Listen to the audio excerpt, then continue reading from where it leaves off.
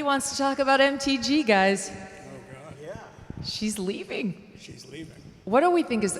I'll give you my own theory, all right? And then I want to hear your theory. So I had her on the show, like, in Atlanta. It was a week and a half ago.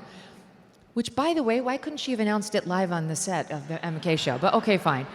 And I asked her the question about whether AOC was telling the truth when AOC said she asked Trump, MTG asked Trump if she could run for Senate.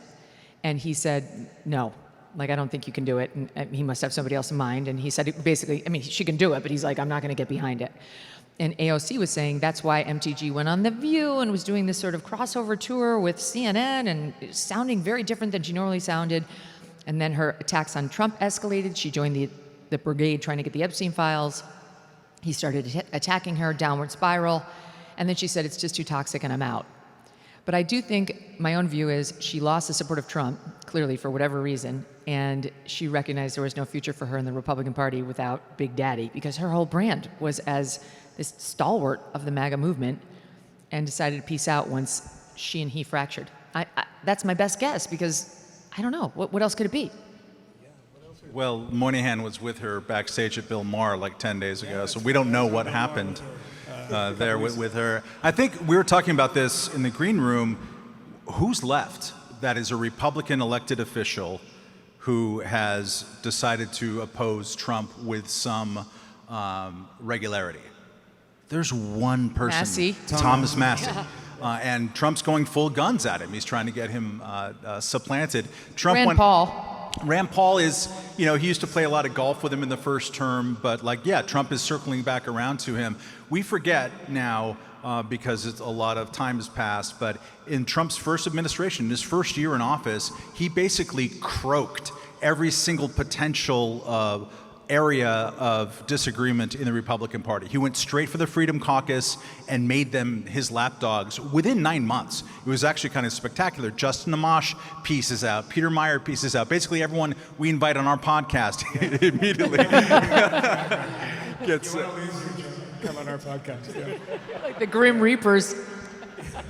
But I think that's just the reality of Trump's party until the moment that it isn't. And it's very curious to figure out when he is going to be a lame duck. He isn't now. I mean, he's very unpopular in the country, and he's doing worse and worse in the polls, and the generic Democratic ballot is doing incredibly well right now, despite the fact of Democrats. And even with all of that, Republicans are terrified of not just him, they're terrified of his audience, his people out there. And I think it's untenable for an elected Republican to be anti-Trump until the moment that it isn't. So why did she go anti-Trump? I mean, do you think it was the no, don't run for Senate? Like, there was a reason. She started changing, didn't she?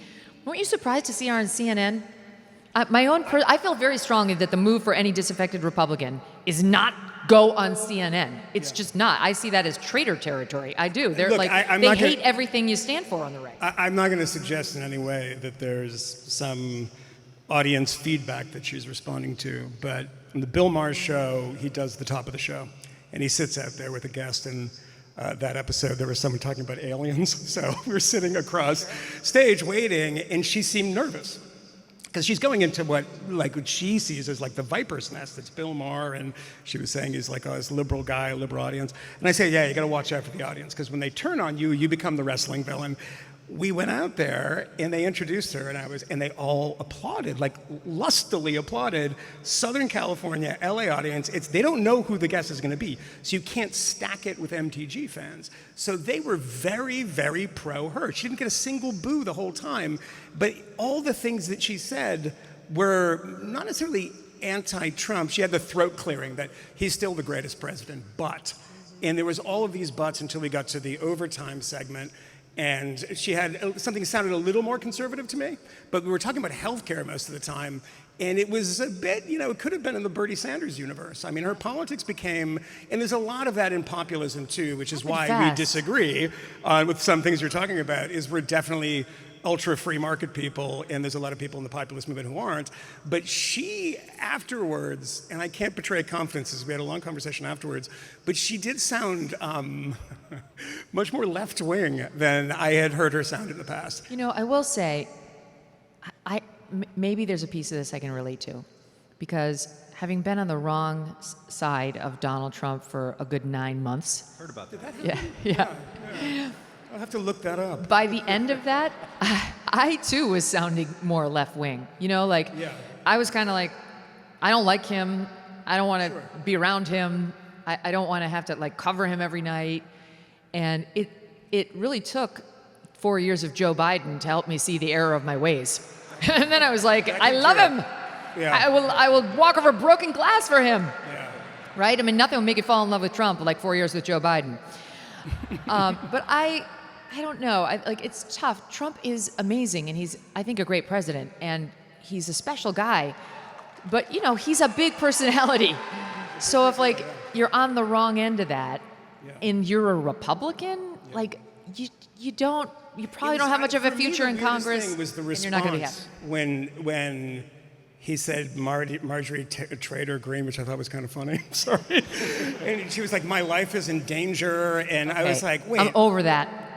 I just did the rhetoric from her, who has, by the way, called a number of people traitors publicly before. Yeah. But that kind of thing is not something you expect to hear from somebody in the coalition. The Republican Party has generally been this big tent movement, that there is some room for disagreement.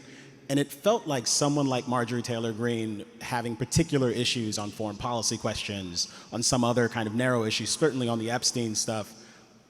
There's something that was healthy about it for the Republican Party. And I do wonder, both with respect to the way the president responded to this video, but also to the fact that he very publicly kind of read her out of the party, if that isn't something of a misstep, that there isn't something to be gained from having a high-profile person who supports you, Camille, who just disagrees on a couple of important issues. That's her failure, though, because Donald Trump, if you know Donald Trump at all, you know that he forgives everyone. Look at us. This is, I mean, you can say anything. I had somebody that I interviewed when I was doing the Vice show who insulted Donald Trump on camera so aggressively, like in the background, and I was like, should we cut that? And he's like, no, it's fine. And then he became a member of the administration. Trump knew all about it. He doesn't care. He said, Marco... J.D. Vance had the private text saying... Called him a Nazi. Kind of like a Nazi. He's like... He's very forgiving. Yeah, and I mean, it's like little Marco. He's like best Secretary of State of all time. He's the best. And it's like, didn't you guys hate each other at some point? He'll forgive you. You guys will get over it. Don't break up immediately. There are a lot of politicians that should be getting coal in their stockings for Christmas, but Birch Gold thinks, as a smart planner, you deserve silver.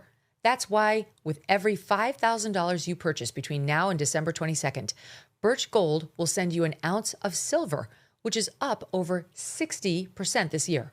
See, smart people diversify and have a hedge. That's why you should consider Birch Gold. With the rates cut now from the Fed, in 2026, the dollar will likely be worth less. And what happens if the AI bubble bursts? Let Birch Gold Group help you convert an existing IRA or 401k into a tax-sheltered IRA in physical gold. And for every $5,000 you buy, you will get an ounce of silver for your stocking or for your kids. Just text MK to 989898 to claim your eligibility for this offer. Again, text MK to the number 989898 today, because Birch Gold's free silver with qualifying purchase promotion ends on December 22nd. Message and data rates may apply.